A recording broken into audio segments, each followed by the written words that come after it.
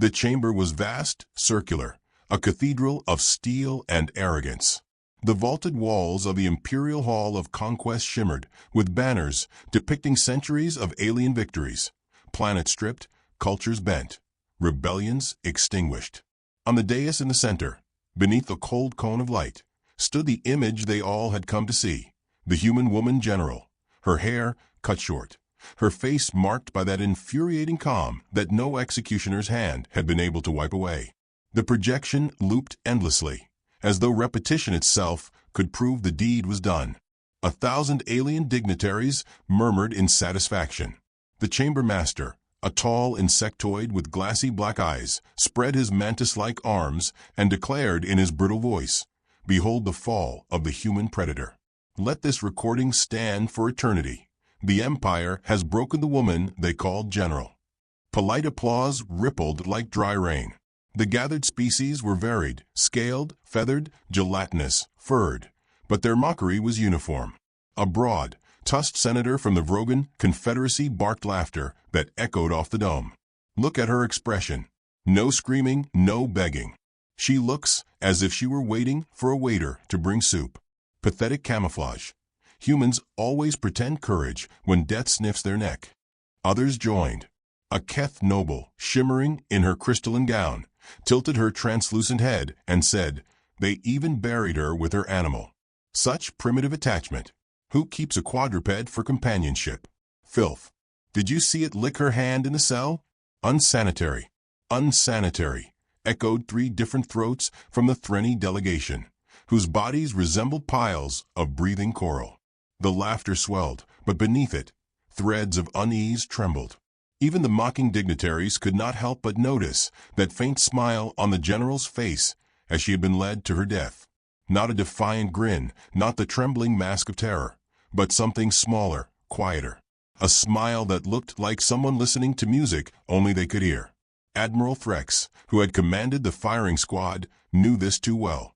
He had seen her step into the square, the dog padding at her side, its dark for scorched by battle, but its eyes steady. They had separated the beast, chained it, muzzled it. Yet she had bent once, whispered something into its ear. Then she stood upright, back straight, eyes on the horizon. The rifles had fired, plasma burning the air into light, and still she had smiled, lips parting as though she meant to speak. Threx could not stop replaying that moment in the privacy of his quarters, and each time he swore he saw the dog's eyes glow. Now he stood among the crowd of flatterers, forcing laughter where none rose naturally. Humans fear death, but they fear failure more, said Counselor Relzek, his amphibian throat puffing with pride. She failed, and thus humanity fails. Their resistance is scattered debris. Their worlds burn. Let us drink to her ashes. Crystal cups were raised, filled with exotic liquors. The hall throbbed with triumph. Yet above them, high in the dome, the projection flickered. Her face shifted between frames, calm, then smiling, then calm again. It almost seemed alive, as if her gaze swept the hall itself, weighing every species in it. Ambassador Jarev of the small, owl-eyed Fenori leaned toward his neighbor and whispered, "Do you not feel it? The way she looked at the camera, as though she pitied us." Pity. The neighbor scoffed. Pity is a human luxury. They no longer have the right. Still, the whisper gnawed. For in the weeks that followed, strange reports filtered through the Empire's communication webs. A supply depot in the Oris Belt found its entire garrison unconscious, their weapons dismantled into neat piles, their banners replaced by a single Terran flag stuck into the floor like a knife. No bodies, no looting, just silence and humiliation. A convoy carrying war engines vanished, every ship intact, but drifting, crews asleep and dreaming the same dream. A woman walking through fire, a beast at her side. Rumors spread faster than facts. Some swore she had survived, hidden by trickery. Others said humans had perfected cloning, and this was her twin, exact in body and mind. Still others whispered in dark canteens that she had never died at all, that her smile had been a promise, not a farewell. The Empire dismissed these tales as superstition, but soldiers are quick to believe what officers deny. Patrols grew jumpy. Commanders reported desertions. Merchants swore they saw her reflection in station glass, though when they turned there was only the hiss of air recyclers. And always, always, the dog. Its image cropped up in intercepted graffiti, a four-legged shadow painted across bulkhead walls. Its paw prints were burned into steel floors, where no heat source could explain them. A merchant ship once picked up a signal on an unused band, only a steady sound, low and rhythmic, like breathing beside a fire. The crew swore they heard it as the sound of an animal's panting. By the second month, fear had found a voice. In the Hall of Conquest, during another session of self-congratulation, a nervous young attaché from the Arcs and Species raised a trembling hand. "My lords, if I may, what if she is not dead?" Silence fell, heavy as a falling planet. Then came laughter, derisive, too loud, brittle as glass. "Not dead," the Vrogan senator jeered. "Did you not watch the execution? Plasma to the chest. She fell. She burned." "She smiled," whispered the attaché. The senator leaned close, tusks gleaming. Humans smile when cornered. They bare teeth to mimic predators. It is theater, nothing more. But the chamber knew. Smiles were never just smiles to humans. They meant something. They always had. Admiral Threx drank deeply, his mandibles tight. He alone remembered the words she had murmured to the beast before the rifles fired. He had enhanced the footage 100 times, desperate to decipher her lips. At last he thought he knew. Wait. The Hall of Conquest no longer rang with secure laughter. Delegations returned to their sectors, carrying seeds of doubt back into their fleets. The projection still played, but where once it had been victory's anthem, it now pulsed like a warning drum. One evening, aboard a carrier orbiting a red dwarf, a young ensign stared at the screen and muttered, "That's not the face of the dead. That's the face of someone waiting for her dog to come back." And as though summoned by the words, reports arrived the next day. An outpost burned to cinders, its black box showing the final image of a human woman stepping through fire, a dog's silhouette at her side. The admirals convened, eyes wide, voices raised. The Empire had sworn her death, paraded her corpse in pixels. But fleets do not burn from superstition. Garrisons do not vanish into dreams. There was movement now undeniable. Someone was walking again through their territories, and she was not alone. Admiral Threx replayed the footage in his quarters one last time, staring into that small, maddening smile. His subordinates begged him to dismiss it as artifact. He could not. For in her gaze he saw no defeat, no fear, no death. He saw a beginning. And as the projection flickered once more above the hall, every alien throat went silent at the same instant, because in that shifting glitch of light the woman's eyes seemed to look directly at them. Alive, unbroken, unburied. The dog barked once in the recording, sharp and echoing across the dome, though no sound file was logged in the system. The dignitaries froze. Banners fluttered in the conditioned air. The smile on her lips widened, only by the smallest fraction, yet enough to suggest a truth that chilled them more than any weapon. She had not died at all. The station lay at the far edge of the Empire's lattice, a hub of trade and gossip rather than strategy. Its corridors smelled of boiled algae and recycled air, its walls etched with graffiti from half a dozen species who had passed through on their way to richer ports. Here, captains argued over docking fees, smugglers hawked forbidden spice, and officials carried themselves with the smug certainty that war existed far away. Yet on this day, everything stopped when the outer airlock opened. She stepped inside as though she had simply returned home from a stroll.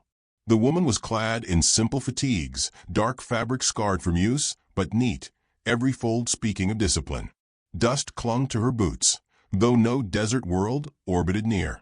Her hair was shorter now, cropped with a soldier's precision, streaked with ash at the tips.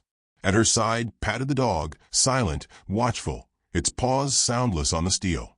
Its fur shone black under the harsh lights, its eyes glimmering like embers. The customs officers froze, scanners trembling in their hands. One of them croaked, "Identification." She smiled politely, as though she had entered a diner back on Earth. "General Lirave," she said, voice calm, measured. "A table for one, with coffee." And for him, she glanced down at the dog. A bowl of water, clean if you've got it. The officers blinked. One hissed into a calm, the words jittering with panic. Already whispers spread across the concourse. The dead woman walked, and she had brought her beast.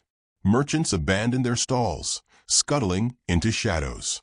A band of Keth traders whispered prayers, their crystalline bodies chiming faintly as they pressed together for protection. A squad of armored sentries thundered down the hall, rifles leveled, exoskeletons gleaming under the fluorescent lights. Their commander, a scaled brute with scarred ridges across his snout, barked, "Human, you are under arrest by decree of the Galactic Empire. Submit or be vaporized." Lyra tilted her head, as though considering a child's tantrum. Her hands remained visible, relaxed at her sides. The dog lowered onto its haunches, silent but coiled, as if every muscle awaited her word. "Submit," she repeated gently, tasting the syllables as though they were foreign. "You mean to the same empire that already declared me dead." Her smile was courteous, her eyes clear. "You'll forgive me if I don't stand for another funeral rehearsal." The commander snarled and gestured. His squad advanced, rifles humming with charge. The crowd pressed back against the walls, every species watching, breath held. Then the lights flickered. Consoles dimmed. Every rifle stuttered, its hum sputtering into silence. One by one, the weapons powered down in their soldiers' hands, leaving only dead metal. The dog's eyes glowed faintly, and beneath its paws, the floor seemed to vibrate with hidden circuitry bending to its presence. Gasps rippled. Soldiers fumbled with their triggers, slamming fists against panels. Nothing responded. The dog yawned, baring teeth that gleamed like knives. Lyra inclined her head, voice still gentle. "Technology is such a fragile leash, isn't it? You trust it to keep you safe, and then one little tug, and—" She snapped her fingers softly. The hall filled with the echo. Gone. The squad fell back, confusion overtaking rage. Their commander's snarl curdled into uncertainty. He raised his rifle as though brute force could will alive, but the barrel hung limp and dead. The dog rose again, slow, deliberate. It padded forward 2 steps, eyes never leaving his. He trembled, a creature bred for conquest, suddenly aware of his own animal nature, prey beneath a predator's gaze. Lyra touched the dog's head lightly. It stilled. She turned her smile on the crowd. "Now, about that coffee." A frightened vendor scrambled to retrieve a cup, spilling half the brew in his haste. The bitter scent of roasted beans drifted into the air, alien noses wrinkling at the sharp aroma. She accepted it graciously, sipping as though the room were not thick with terror. The dog lapped calmly from the water bowl, beside her boots. The station's governor arrived at last, a portly amphibian wheezing under ceremonial robes. He forced bravado into his voice. This cannot be. The Empire witnessed your execution. We all saw you fall." She set the cup down with a soft clink, her gaze rising to meet his. "Appearances are delicate things. Sometimes all it takes is a camera angle and the right music, and the galaxy believes what it wants to. You wanted me dead. So dead I became." Her tone was light, conversational, yet every word carried weight like an iron plate hidden in velvet. The governor's throat sac fluttered nervously. "You are trespassing in imperial space," he blustered. "To harbor you is treason. To speak with you is death." "And yet here we are," she said, her smile never fading. "You speaking, me listening, your soldiers breathing instead of bleeding. Consider it a small mercy. I don't offer many." The dog finished its water and looked up, tongue flicking across its teeth. The governor stepped back, robes quivering. All across the station, rumors exploded like sparks on dry grass. Some said she was a clone, others a ghost, others still a demon wrapped in flesh. The soldiers whispered that the dog was no dog at all, but a weapon seeded from Earth's forgotten sciences, a predator designed to unmake machines and hearts alike. Meanwhile, Lyra walked through the market, each step deliberate, as though she had all the time in the world. She examined fabrics, fingered strange fruit, even complimented a jeweler's craft. Wherever she passed, aliens shrank back, pressed into walls, unwilling to meet her gaze. When at last she reached the docking bay, she paused before the governor again. "You asked what I am. Allow me to answer with a question. What do you think people do when you kill their leaders, burn their homes, and call them fragile?" He swallowed. "They break." Her smile sharpened, almost pitying. "Not us. We breed patience. We wait. And when we come back, we bring company." She glanced at the dog. Its ears twitched. The governor tried to summon courage, puffing his throat. "You cannot frighten the empire with parlor tricks and a beast. You are one woman." "Am I?" She leaned closer, her voice dropping to a whisper meant only for him, yet it carried through the hall, as though the air itself wanted every species to hear. "Do you know how many stations I've walked into already? How many soldiers laid down arms rather than face me? Do you know what happens when fear eats an army from the inside?" The governor could not answer. His throat collapsed flat. She straightened, offering him the kind smile of a teacher guiding a slow pupil. "The empire thinks it rules because it kills loudly. Humanity rules because we die quietly and rise again when you've forgotten to guard your doors." The dog growled softly, a rumble like thunder held in its chest. The lights flickered once more, and every console on the bay glowed red with error. The governor dropped to his knees, robes pooling like spilled paint. She turned away, walking toward her ship with calm strides. The dog followed, every paw step echoing like a drumbeat of war. The station held its breath until the airlock sealed. Only then did the murmurs begin, prayers, curses, fearful laughter. But beneath it all one truth spread like infection. She was alive, she was moving, and she was not alone. Hours later, across the empire, reports flared. A fortress world reduced to silence. A convoy scattered without a shot. Survivors babbled of a woman who smiled while fire rained, of a beast that walked through steel. The empire's admirals dismissed these as exaggerations, but soldiers whispered in bunkrooms, scribbled symbols of dogs on walls, and slept with weapons clasped tighter.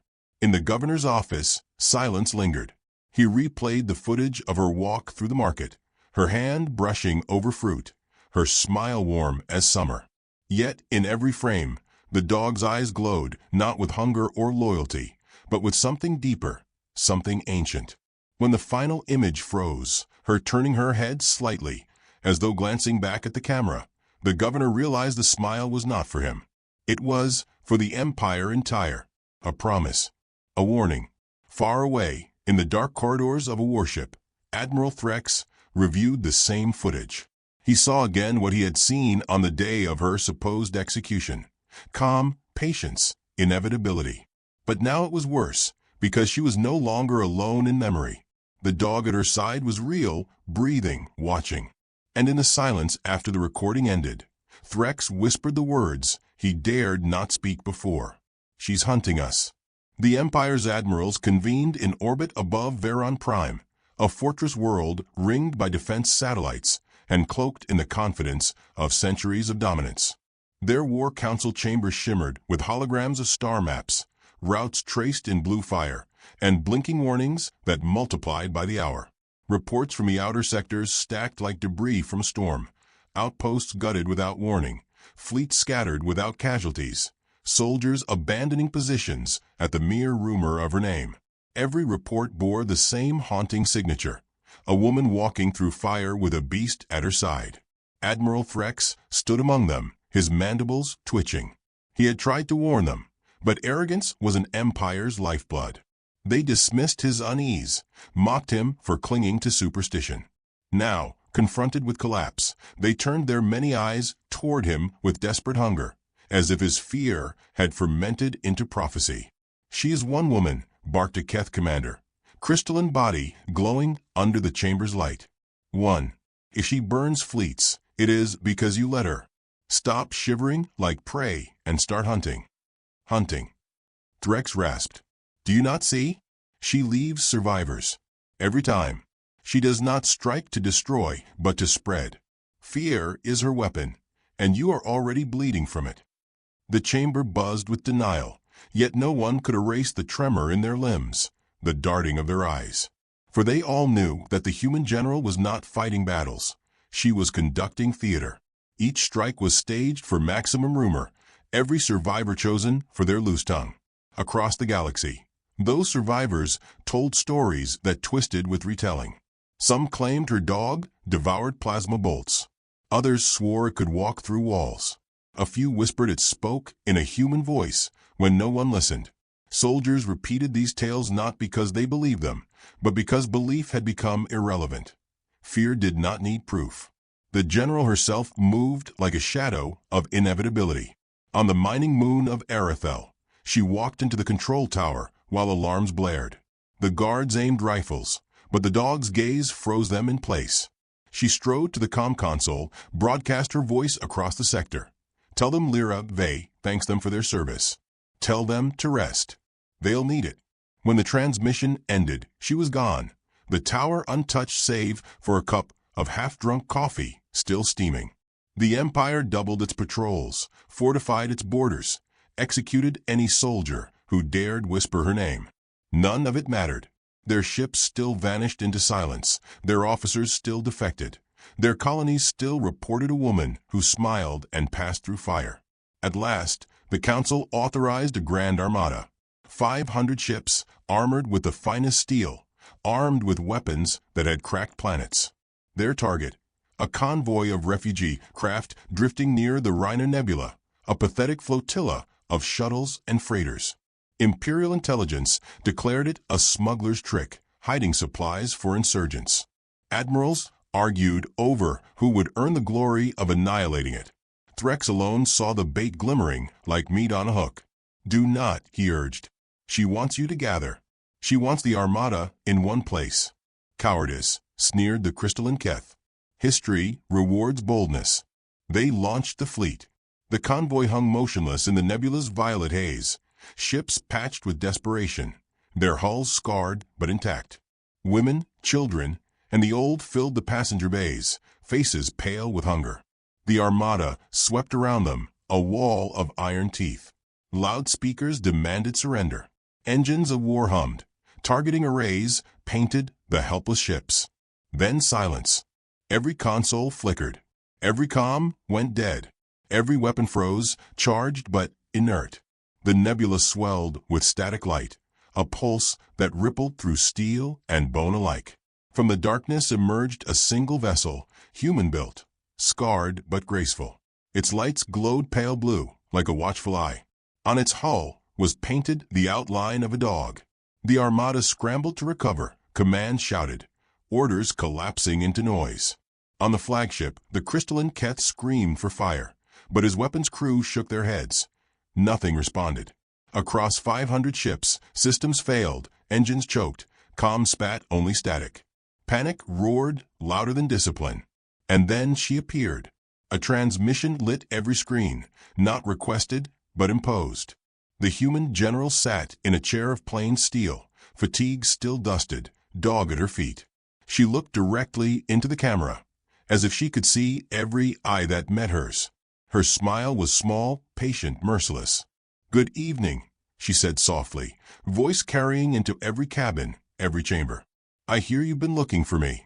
Here I am. Shall we talk?" Her courtesy was more terrifying than any scream. Soldiers gripped controls that did not respond, stared at screens they could not shut off. You wanted to know how one woman and her companion could walk through your empire. She reached down, stroked the dog's fur. It was simple. I didn't need to kill all of you. I only needed to let you live.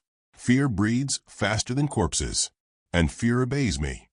The dog's eyes flared, and across the fleet, emergency lights bled red. Systems rebooted only to shut down again. Engines sputtered, then died. The armada drifted like toys in a tide.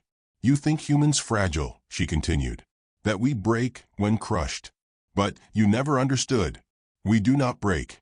We bend, we hide, we wait. We smile at our funerals, and then we return to collect what you owe us. An ensign sobbed in the silence. Another whispered prayers. Officers shouted orders drowned by despair. Do not worry, she added gently. I am not here to kill you. Not yet. I need you alive to tell the story. On cue, the dog barked once, the sound rattling every speaker like thunder. Lights cut to black. When they returned, her image was gone, and so was the refugee convoy. The armada, crippled, drifted helpless in the nebula, their message clear. She had sprung her trap not to destroy, but to humiliate, to turn 500 ships into orphans of terror. Survivors would crawl back to the Empire carrying infection in their voices. Back on Veron Prime, the Council erupted in panic. Dignitaries screamed for her capture, demanded extermination, blamed each other. Some called for genocide of Earth itself, others begged for negotiation. But all of them spoke with the same undercurrent: fear. Threx listened, silent. He knew she had not shown her true hand. The convoy had been bait, but bait for what?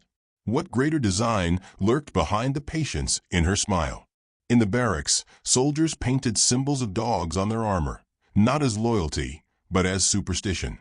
To ward her off or to invite her favor, none could say. Desertions multiplied. Colonies declared independence rather than wait for her arrival. The Empire, unbroken for centuries, cracked without a shot fired. And still she walked. On distant stations, she appeared in mess halls, asking casually for coffee. On backwater moons, she freed prisoners and left behind the ashes of imperial banners. Each act was theater, each survivor an actor in her spreading play. She was not waging war. She was writing scripture. And the galaxy was beginning to read. Among the wise species, whispers grew louder. The Finori declared openly, "This is the human way, polite until the blade is at your throat." They are predators who hunt with charm. Others nodded, fear hardening into belief. In the governor's office on the station where she first appeared, the portly amphibian replayed her footage daily, watching her walk through markets, as though she owned them. He began to dream of her voice, waking in sweat. At last he whispered to his aides, "Perhaps we should surrender before she arrives. Perhaps surrender is the only way to survive." The Empire trembled on the brink, yet she had barely begun. Admiral Threx alone understood. In his quarters, staring at the latest reports of mutiny and collapse, he whispered the truth to himself. "She is hurting us. Every step, every strike, every rumor. She's driving us toward something." The comm buzzed with another report. A distant shipyard aflame, its surviving workers left alive to tell of a woman and her dog who smiled as they departed. Threx shut his eyes. The trap had not been the convoy. The convoy was merely the door. She was waiting beyond it, leash in hand, beast at her side, leading them where she wanted them to go. And somewhere in the silence between stars, her dog raised its head, ears pricked, as if it had heard his realization across the void. The ruling council of the Galactic Empire gathered in the Chamber of Eternal Triumph, though triumph no longer clung to the air. The hall's banners hung limp, its mosaics of conquest dulled beneath the flicker of failing lights. Representatives from 100 species filled the tiered seats, voices hushed with dread rather than boasting. They had been summoned not by their own decree, but by hers, a woman once executed, now alive in every rumor, every nightmare. They came because silence had become more dangerous than obedience. The center of the chamber was empty, a circle of polished stone reflecting the glow of the chamber's dome. Then she stepped into it, unannounced, unarmed, unhurried. General Lyra Vey. Her boots struck softly. Each sound a drumbeat no one dared interrupt. Her fatigues were the same worn set she had worn at her execution, patched but immaculate, every seam whispering discipline.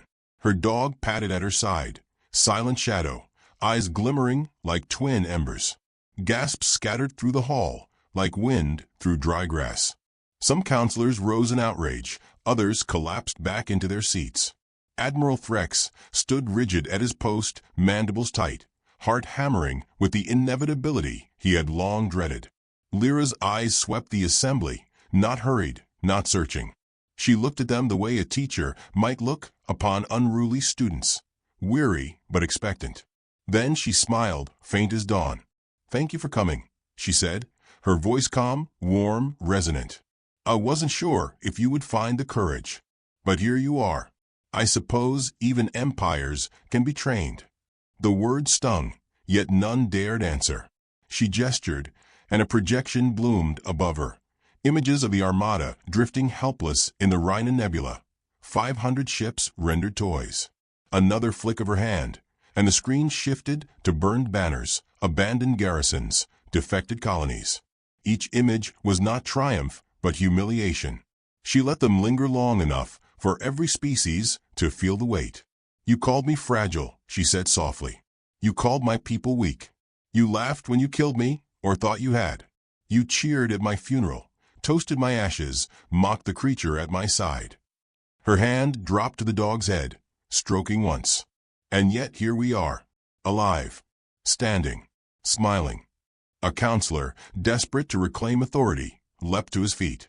His crystalline body flared in jagged light. You are one woman, he hissed. One animal. You cannot undo an empire. Her gaze fell on him with such pity that his light dimmed. One woman, she agreed. One animal. Yet how many of you sit here now, afraid to breathe, because you wonder what I've already broken behind your walls? Her voice did not rise. It did not need to. Each syllable settled into the chamber, like stones sinking into water, ripples spreading, sinking into bone. Your empire thought war was domination. You paraded weapons, burned cities, broke chains across throats. That was your mistake. You never learned that war is not the fire. It is the smoke that lingers long after, and smoke always finds the cracks. The dog growled, low and steady, and across the chamber lights flickered. Consoles stuttered. Counselors glanced around in terror, as though the beast's breath itself bent circuitry. Lyra's smile sharpened. Do you know why humans keep dogs? You've mocked it often enough. Companionship, loyalty, primitive attachment. You said all that. But you never asked the real question. Why would predators like us choose another predator as our partner? She let the silence stretch, heavy as stone. Because we understand each other. Because we trust the beast that waits in the dark. Because when the hunt begins, we don't want to walk alone. Her hand lingered on the dog's head. Its eyes glowed brighter, and the hum of a chamber dimmed as though every machine leaned closer to listen. You killed me to break humanity's back. Instead, you gave us time. Time to build, to bait, to plan. Did you think we survived 1,000 wars by accident? No. We learned. We smiled when you struck us, because we were already measuring how far your knife could reach. And we smiled because we knew you would forget to look behind you. The projection above her changed again. Not scattered raids this time, but fleets, human fleets, rising from hidden yards, painted with old flags and new ones. Allies drawn from species who had once bowed to the Empire, but now bent toward Earth's promise of vengeance. Dozens, then hundreds, warships sliding from shadow into starlight. The chamber erupted in gasps, shouts, denials. Some counselors clutched at consoles, others turned to flee. The image followed them no matter where they looked. This, Lyra said gently, is the trap you never saw. While you hunted me, I herded you. While you laughed at funerals, we wrote symphonies of war. You think you ruled because you shouted loudest. We rule because we whispered longest. Her words carried the weight of prophecy. Even Threx, who had feared this moment, felt awe-thread through his terror. The crystalline counselor, who had spoken before, shrieked, "We will not surrender to one woman and her mongrel." Lyra tilted her head. "I never asked for surrender." Confusion rippled. She leaned forward, eyes narrowing, voice low as a blade sliding free. "I asked for extinction." The hall froze. Breaths caught, hearts hammered. The word hung, heavier than any weapon. "You taught us cruelty," she continued. "You slaughtered our children, mocked our graves, called us fragile. You should have remembered, fragile things cut deepest when broken. You should have remembered we never fear war. We are war. You may look at my dog and see a beast. But when I look at you," she scanned the chamber, her smile widening fractionally, "I see prey." The dog barked once, sharp as thunder. Every console in the chamber exploded with light. Feeds of burning fleets, collapsing strongholds, human ships advancing. It was not prophecy. It was live. The extinction had already begun. Counselors screamed. Admirals shouted orders. None of it mattered. The images showed the truth. Humanity had sprung the trap, and the empire was falling. Lyra raised her hand, and the hall fell silent again. Her eyes gleamed with a strange warmth, almost gentle. We don't come for revenge alone. Revenge burns too quickly. We come for memory. Every child you silenced, every mother you mocked, every soldier you called fragile, we carry them with us. We come so their silence will no longer echo unanswered. She looked down at the dog, whose gaze was locked on the trembling council. Fetch, she whispered. The beast stepped forward, claws clicking once against stone. Every machine in the hall groaned, lights flaring red. Across the galaxy, systems collapsed in unison. Engines died, weapons jammed, fortresses choked. A single word, spoken to a dog, rippled like thunder through the stars. Counselors begged, pleaded, cursed. Lyra did not look at them. She turned her gaze upward, as if addressing the galaxy itself. You wanted a lesson, she said softly. Here it is. Extinction is not fire and ash. Extinction is the silence after the last laugh dies. And that silence is yours. The dog growled once more, the sound deeper than gravity, heavier than death. The chamber shook, banners shuddering from their poles, mosaics cracking under unseen pressure. And in that moment every species present understood what the empire had birthed in its arrogance. A predator polite enough to smile while it slaughtered, patient enough to wait centuries, merciful enough to let you live just long enough to tell the tale. Lyra turned, walking calmly toward the exit, dog at her side. She did not raise her weapon. She had none. She did not rush. She simply walked, each step marking the end of an era. Behind her, the council collapsed into chaos. But she did not look back, for she had already won, and they knew it. The final image burned into every watching mind was her silhouette in the doorway, her dog pausing to look back, eyes glowing like suns. Then the doors closed, and the empire fell into darkness.